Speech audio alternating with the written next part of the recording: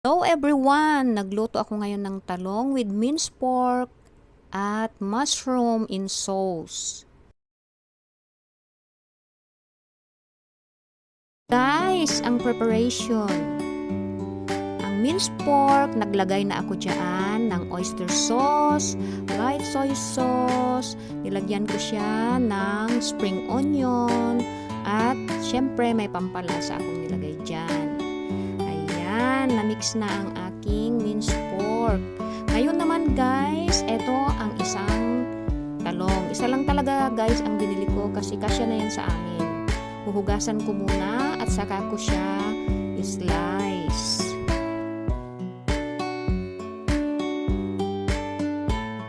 Ang way ng pag-slice ko ng talong guys ay hihiwain ko siya ng hindi diretso, tapos saka ko siya slice ng diretso yung susunod para hindi maghiwalay. Ayan.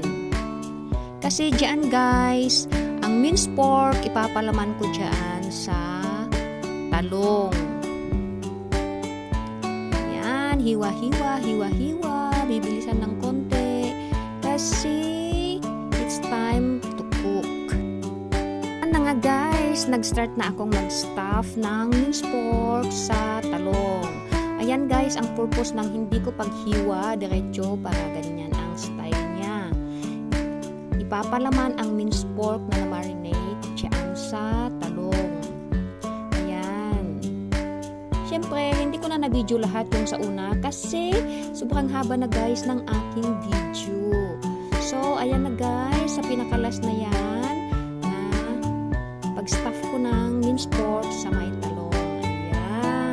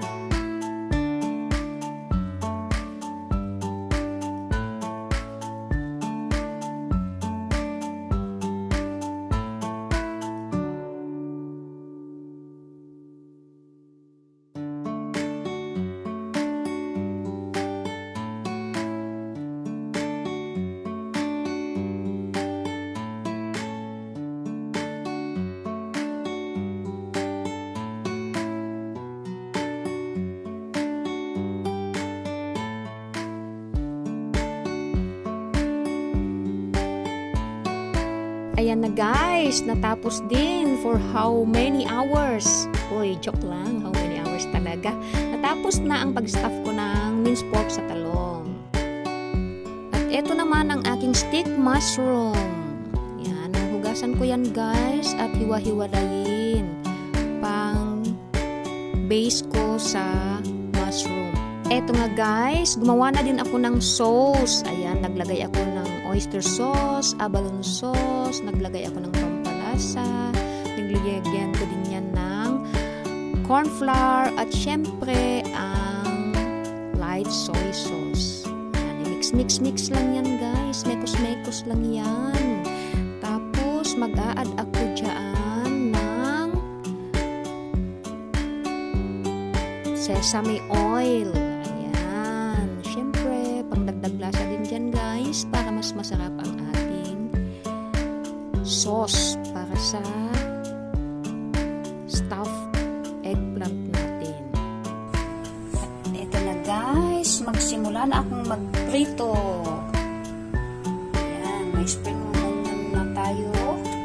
Ayan yung sauce natin mamaya. At meron tayong mushroom, stick mushroom. Guys, pang toppings natin mamaya. Start na akong magprito. Siyempre, pinainit ko na yan guys para ready na siyang lagyan ng mantika. Ayan, ang mantika natin. Magdagdag na lang kung kukulangin mamaya. Initin natin konti ang mantika. Saka ako mag-start maglagay ng eggplant. Stuffed eggplant. Ayan. Super talsik talaga kasi parang nag-ano siya guys, nag-watery yung minced pork. Kaya ayan, super talsik. Kaya sa pag magluluto guys, ingat-ingat sa mantika. Ayan guys.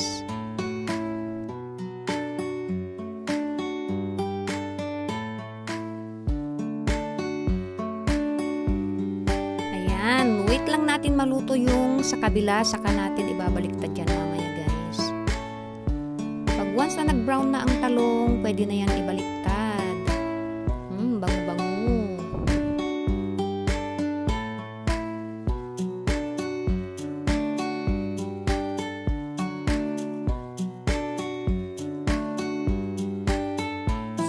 Ayan na, check natin guys kung okay na siyang ibaliktad. Ayan, okay na, nag-brown na siya.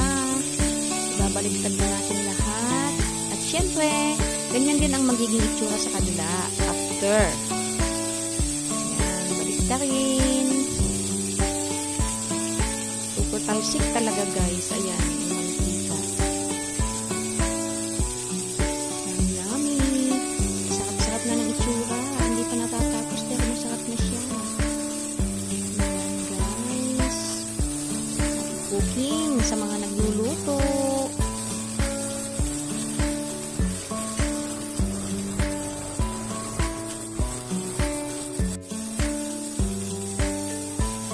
Ayan na nga. Okay na. Check na natin ulit. Okay na. Luto na rin ang kabilang side. Kaya pwede nang hanguin. Hahanguin ko na guys para mailagay ko na din yung next batch. Kasi may natira pa. Ganyan lang guys ang pagkaprito niya. Kasi mamaya lalagyan din naman niya ng sauce. Kaya maluluto din yung sauce.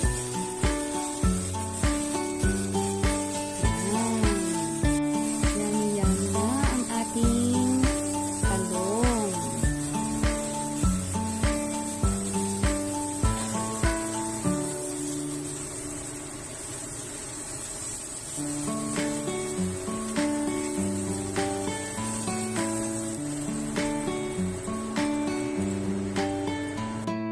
Ito na guys, ang next part ng ating pagluluto. Ito ang gamit ng mushroom. Ilalagay lang siya sa palayok. Yan, ikakalat ng mabuti pang base natin sa ating talong. Yan guys. Yan, iayos lang siya ng mabuti.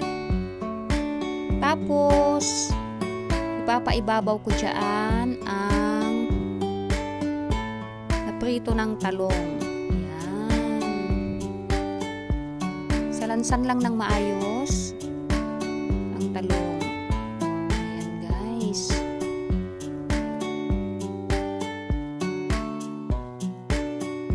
Tapos ilalagay ko din guys ang sauce ng pritong talong at saka yung ginawa kong sauce. Ayan. Saka tatakpan, hintayin hanggang mag-boil.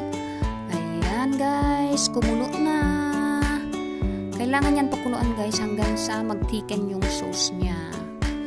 Tapos kailangan natin maglagay sa ibabaw niya ng sauce niya para magkalasa.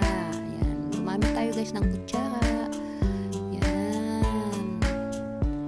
Lagyan natin ng sauce sa ibabaw kasi hindi naman siya abot sa ibabaw yung sauce. Kaya ganyan guys ang gagawin.